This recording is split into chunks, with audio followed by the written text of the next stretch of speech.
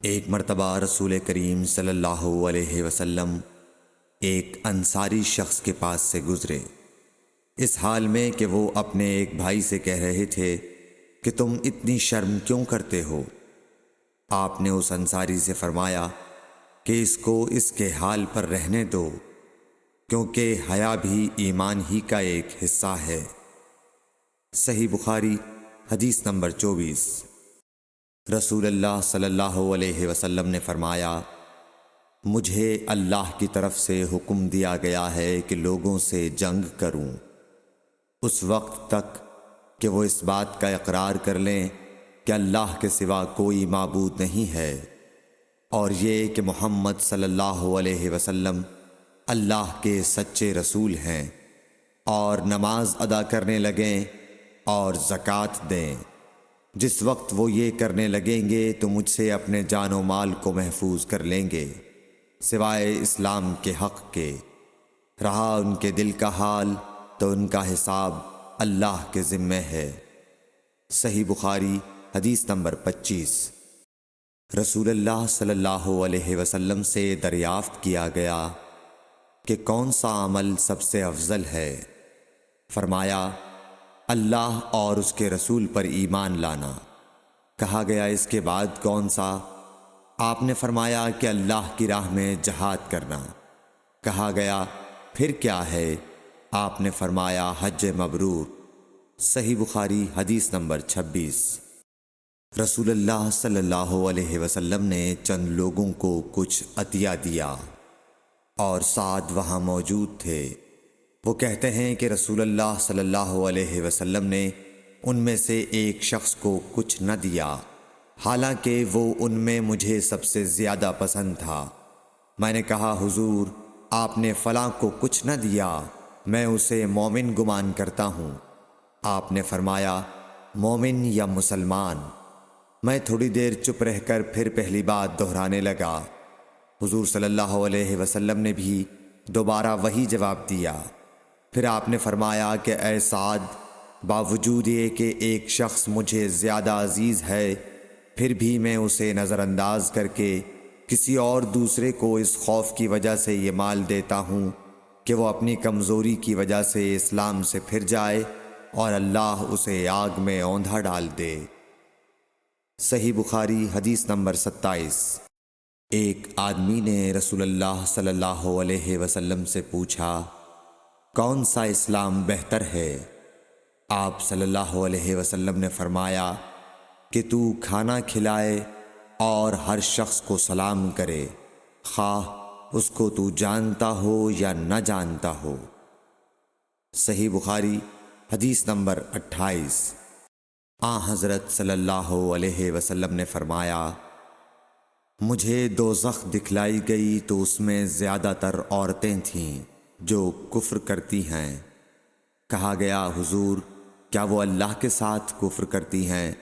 آپ صلی اللہ علیہ وسلم نے فرمایا کہ خاوند کی ناشکری کرتی ہیں اور احسان کی ناشکری کرتی ہیں۔ اگر تم عمر بھر ان میں سے کسی کے ساتھ احسان کرتے رہو، پھر تمہاری طرف سے کبھی کوئی ان کے خیال میں ناگواری کی بات ہو جائے تو فوراً کہہ اٹھے گی کہ میں نے کبھی بھی تجھ سے کوئی بھلائی نہیں دیکھی۔ صحیح بخاری حدیث نمبر 29۔ حضرت صلی اللہ علیہ وآلہ وسلم فرماتے تھے، جب دو مسلمان اپنی اپنی تلواریں لے کر بھڑ جائیں تو قاتل اور مقتول دونوں دوزخی ہیں۔ عرض کیا گیا، یا رسول اللہ، قاتل تو خیر ضرور دوزخی ہونا چاہیے، مقتول کیوں؟ فرمایا، وہ بھی اپنے ساتھی کو مار ڈالنے کی حرص رکھتا تھا، موقع پاتا تو وہ اسے ضرور قتل کر دیتا، دل کے عزم صمیم پر وہ دوزخی ہوا۔ صحیح بخاری حدیث نمبر 30۔ ابو ذر ایک جوڑا پہنے ہوئے تھے اور ان کا غلام بھی جوڑا پہنے ہوئے تھا۔ سبب دریافت کیا گیا تو کہنے لگے کہ میں نے ایک شخص یعنی غلام کو برا بھلا کہا تھا اور اس کی ماں کی غیرت دلائی یعنی گالی دی، تو رسول اللہ صلی اللہ علیہ وسلم نے یہ معلوم کر کے مجھ سے فرمایا، اے ابو ذر، تو نے اسے ماں کے نام سے غیرت دلائی ہے۔ بے شک تجھ میں ابھی کچھ زمانہ جاہلیت کا اثر باقی ہے۔ یاد رکھو ماتحت لوگ تمہارے بھائی ہیں۔ اللہ نے اپنی کسی مصلحت کی بنا پر انہیں تمہارے قبضے میں دے رکھا ہے، تو جس کے ماتحت اس کا کوئی بھائی ہو تو اس کو بھی وہی کھلائے جو آپ کھاتا ہے، اور وہ کپڑا اسے پہنائے جو آپ پہنتا ہے، اور ان کو اتنے کام کی تکلیف نہ دو کہ ان کے لیے مشکل ہو جائے، اور اگر کوئی سخت کام ڈالو تو تم خود بھی ان کی مدد کرو۔ صحیح بخاری حدیث نمبر 31۔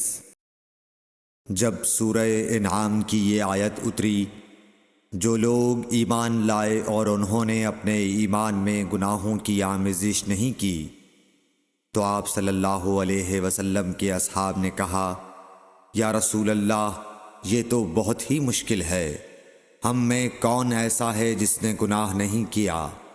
تب اللہ پاک نے سورہ لقمان کی یہ آیت اتاری کہ بے شک شرک بڑا ظلم ہے۔ صحیح بخاری حدیث نمبر 32۔ رسول اللہ صلی اللہ علیہ وآلہ وسلم نے فرمایا، منافق کی علامتیں 3 ہیں: جب بات کرے جھوٹ بولے، جب وعدہ کرے اس کے خلاف کرے، اور جب اس کو امین بنایا جائے تو خیانت کرے۔ صحیح بخاری حدیث نمبر 33۔ رسول اللہ صلی اللہ علیہ وسلم نے فرمایا کہ 4 عادتیں جس کسی میں ہوں تو وہ خالص منافق ہے، اور جس کسی میں ان 4 میں سے ایک عادت ہو تو وہ بھی نفاق ہی ہے جب تک اسے نہ چھوڑ دے۔ وہ یہ ہیں: جب اسے امین بنایا جائے تو امانت میں خیانت کرے، اور بات کرتے وقت جھوٹ بولے، اور جب کسی سے عہد کرے تو اسے پورا نہ کرے، اور جب کسی سے لڑے تو گالیوں پر اتر آئے۔ صحیح بخاری حدیث نمبر 34۔ رسول اللہ صلی اللہ علیہ وسلم نے فرمایا، جو شخص شب قدر ایمان کے ساتھ محض ثواب آخرت کے لیے ذکر و عبادت میں گزارے، اس کے گزشتہ گناہ بخش دیے جاتے ہیں۔ صحیح بخاری حدیث نمبر 35۔ رسول اللہ صلی اللہ علیہ وسلم نے فرمایا، جو شخص اللہ کی راہ میں جہاد کے لیے نکلا، اللہ اس کا ضامن ہو گیا۔ اللہ تعالیٰ فرماتا ہے، اس کو میری ذات پر یقین اور میرے پیغمبروں کی تصدیق نے اس سرفروشی کے لیے گھر سے نکالا ہے۔ میں اس بات کا ضامن ہوں کہ یا تو اس کو واپس کر دوں ثواب اور مال غنیمت کے ساتھ، یا شہید ہونے کے بعد جنت میں داخل کر دوں۔ رسول اللہ صلی اللہ علیہ وسلم نے فرمایا، اور اگر میں اپنی امت پر اس کام کو دشوار نہ سمجھتا تو لشکر کا ساتھ نہ چھوڑتا، اور میری خواہش ہے کہ اللہ کی راہ میں مارا جاؤں، پھر زندہ کیا جاؤں، پھر مارا جاؤں، پھر زندہ کیا جاؤں، پھر مارا جاؤں۔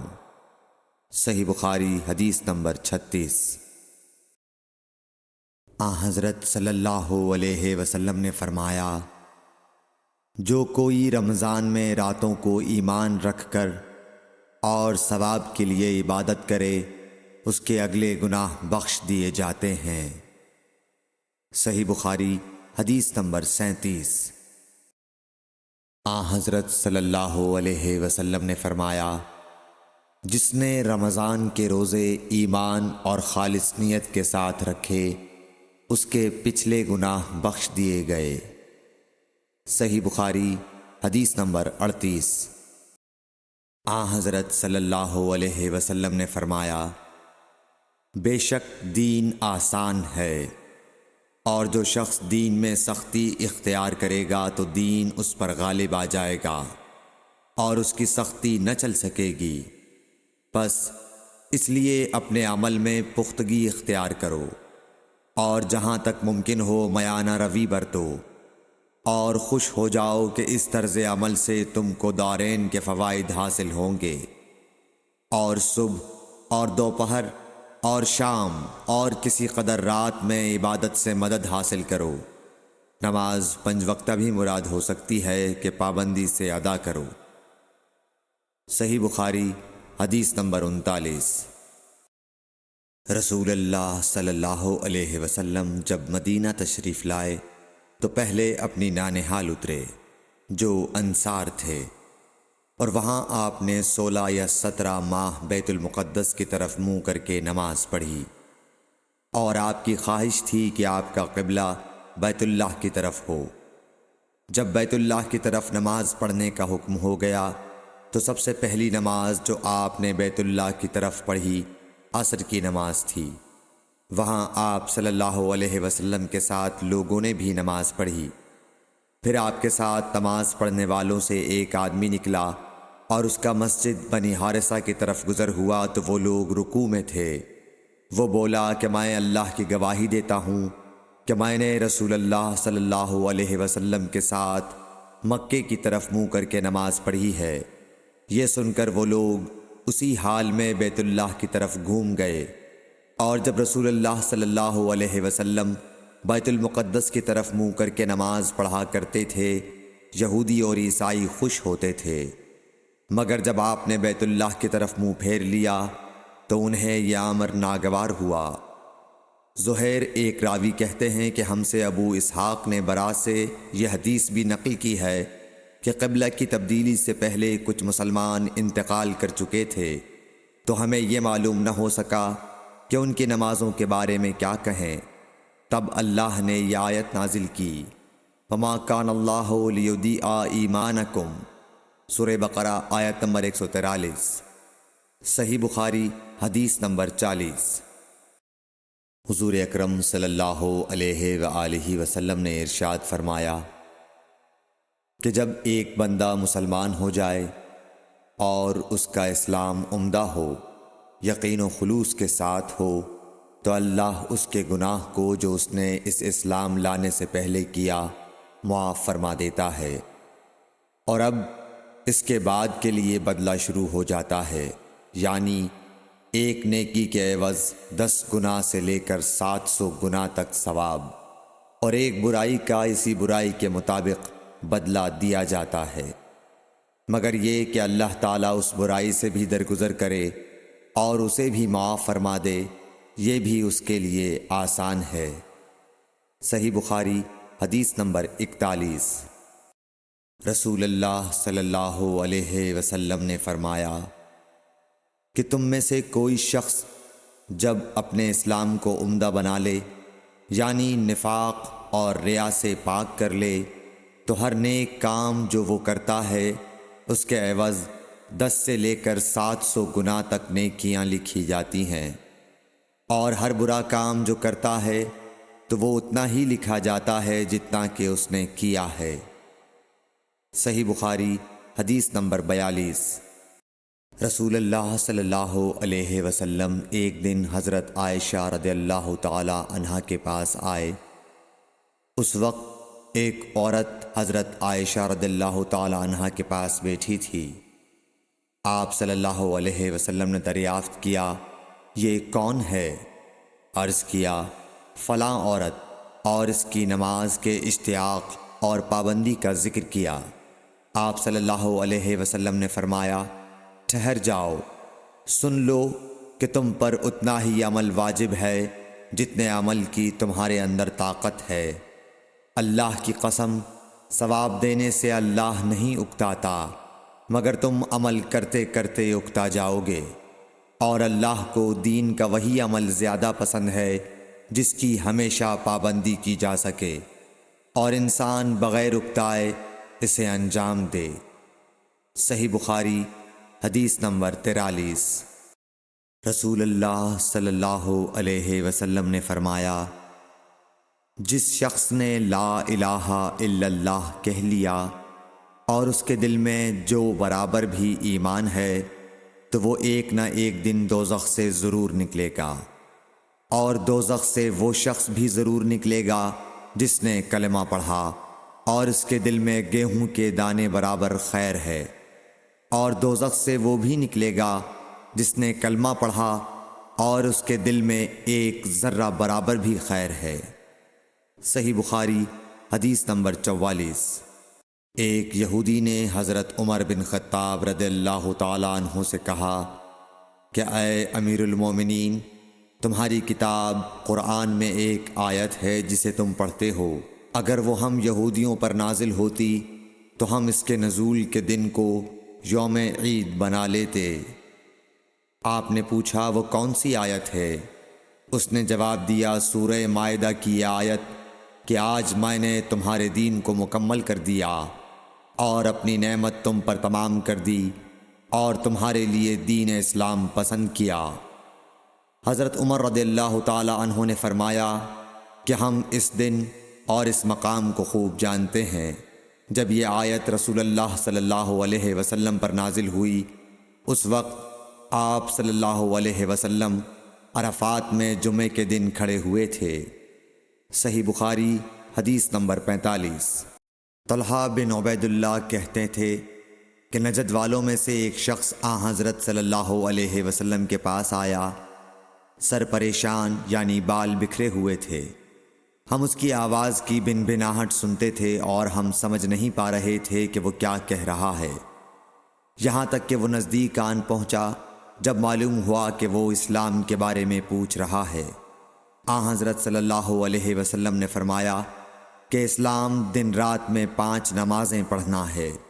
اس نے کہا بس اس کے سوا تو اور کوئی نماز مجھ پر نہیں۔ آپ نے فرمایا نہیں، مگر تو نفل پڑھے تو اور بات ہے۔ حضرت صلی اللہ علیہ وسلم نے فرمایا اور رمضان کے روزے رکھنا۔ اس نے کہا اور تو کوئی روزہ مجھ پر نہیں ہے۔ آپ نے فرمایا نہیں، مگر تو نفل روزے رکھے تو اور بات ہے۔ طلحہ نے کہا اور حضرت صلی اللہ علیہ وسلم نے اس زکوٰۃ کا بیان کیا۔ وہ کہنے لگا کہ بس اور کوئی صدقہ مجھ پر نہیں ہے۔ آپ نے فرمایا نہیں، مگر یہ کہ تو نفل صدقہ دے تو اور بات ہے۔ پھر وہ شخص پیٹھ موڑ کر چلا گیا، یوں کہتا جاتا تھا قسم خدا کی میں نہ اس سے بڑھاؤں گا نہ گھٹاؤں گا۔ حضرت صلی اللہ علیہ وسلم نے فرمایا اگر یہ سچا ہے تو اپنی مراد کو پہنچ گیا۔ صحیح بخاری حدیث نمبر 46۔ حضرت صلی اللہ علیہ وسلم نے فرمایا جو کوئی ایمان رکھ کر اور ثواب کی نیت سے کسی مسلمان کے جنازے کے ساتھ جائے اور نماز اور دفن سے فراغت ہونے تک اس کے ساتھ رہے تو وہ 2 قیرات ثواب لے کر لوٹے گا۔ ہر قیرات اتنا بڑا ہوگا جیسے احد کا پہاڑ۔ اور جو شخص جنازے پر نماز پڑھ کر دفن سے پہلے لوٹ جائے تو وہ 1 قیرات ثواب لے کر لوٹے گا۔ صحیح بخاری حدیث نمبر 47۔ حضرت صلی اللہ علیہ وسلم نے فرمایا کہ مسلمان کو گالی دینے سے آدمی فاسق ہو جاتا ہے اور مسلمان سے لڑنا کفر ہے۔ صحیح بخاری حدیث نمبر 48۔ حضرت صلی اللہ علیہ وسلم اپنے حجرے سے نکلے، لوگوں کو شب قدر بتانا چاہتے تھے وہ کون سی رات ہے۔ اتنے میں 2 مسلمان آپس میں لڑ پڑے۔ آپ صلی اللہ علیہ وسلم نے فرمایا میں تو اس لیے باہر نکلا تھا کہ تم کو شب قدر بتلاؤں، اور فلاں فلاں آدمی لڑ پڑے تو وہ میرے دل سے اٹھا لی گئی، اور شاید اسی میں کچھ تمہاری بہتری ہو، تو اب ایسا کرو کہ شب قدر کو رمضان کی 27ویں، 29ویں اور 25ویں رات میں ڈھونڈا کرو۔ صحیح بخاری حدیث نمبر 49۔ ایک دن حضرت صلی اللہ علیہ وسلم لوگوں میں تشریف فرما تھے کہ آپ کے پاس ایک شخص آیا اور پوچھنے لگا کہ ایمان کسے کہتے ہیں۔ آپ صلی اللہ علیہ وسلم نے فرمایا کہ ایمان یہ ہے کہ تم اللہ پاک کے وجود اور اس کی وحدانیت پر ایمان لاؤ، اور اس کے فرشتوں کے وجود پر، اور اس اللہ کی ملاقات کے برحق ہونے پر، اور اس کے رسولوں کے برحق ہونے پر، اور مرنے کے بعد دوبارہ اٹھنے پر ایمان لاؤ۔ پھر اس نے پوچھا کہ اسلام کیا ہے؟ آپ صلی اللہ علیہ وسلم نے پھر جواب دیا کہ اسلام یہ ہے کہ تم خالص اللہ کی عبادت کرو اور اس کے ساتھ کسی کو شریک نہ بناؤ، اور نماز قائم کرو اور زکوٰۃ فرض ادا کرو اور رمضان کے روزے رکھو۔ پھر اس نے احسان کے متعلق پوچھا۔ آپ صلی اللہ علیہ وسلم نے فرمایا، احسان یہ ہے کہ تم اللہ کی عبادت اس طرح کرو گویا تم اسے دیکھ رہے ہو۔ اگر یہ درجہ نہ حاصل ہو تو پھر یہ تو سمجھو کہ وہ تم کو دیکھ رہا ہے۔ پھر اس نے پوچھا کہ قیامت کب آئے گی؟ آپ صلی اللہ علیہ وسلم نے فرمایا کہ اس کے بارے میں جواب دینے والا پوچھنے والے سے کچھ زیادہ نہیں جانتا، البتہ میں تمہیں اس کی نشانیاں بتلا سکتا ہوں۔ وہ یہ ہیں کہ جب لونڈی اپنے آقا کو جنے گی، اور جب سیاہ اونٹوں کے چرانے والے دیہاتی لوگ ترقی کرتے کرتے مکانات کی تعمیر میں ایک دوسرے سے بازی لے جانے کی کوشش کریں گے، یاد رکھو قیامت کا علم ان 5 چیزوں میں ہے جن کو اللہ کے سوا کوئی نہیں جانتا۔ پھر آپ صلی اللہ علیہ وسلم نے یہ آیت پڑھی کہ اللہ ہی کو قیامت کا علم ہے کہ وہ کب ہوگی۔ پھر وہ پوچھنے والا پیٹھ پھیر کر جانے لگا۔ آپ نے فرمایا کہ اسے واپس بلا کر لاؤ۔ لوگ دوڑ پڑے مگر وہ کہیں نظر نہیں آیا۔ آپ صلی اللہ علیہ وسلم نے فرمایا کہ یہ جبرائیل علیہ السلام تھے جو لوگوں کو ان کا دین سکھانے آئے تھے۔ صحیح بخاری حدیث نمبر 50۔ ہرقل شاہ روم نے ابو سفیان سے کہا، میں نے تم سے پوچھا تھا کہ اس رسول کے ماننے والے بڑھ رہے ہیں یا گھٹ رہے ہیں؟ تو نے جواب میں بتلایا کہ وہ بڑھ رہے ہیں۔ ٹھیک ہے، ایمان کا یہی حال رہتا ہے یہاں تک کہ وہ پورا ہو جائے۔ اور میں نے تجھ سے پوچھا تھا کہ کوئی اس کے دین میں آ کر پھر اس کو برا جان کر پھر جاتا ہے؟ تو نے کہا نہیں۔ اور ایمان کا یہی حال ہے، جب اس کی خوشی دل میں سما جاتی ہے تو پھر اس کو کوئی برا نہیں سمجھ سکتا۔ صحیح بخاری حدیث نمبر 51۔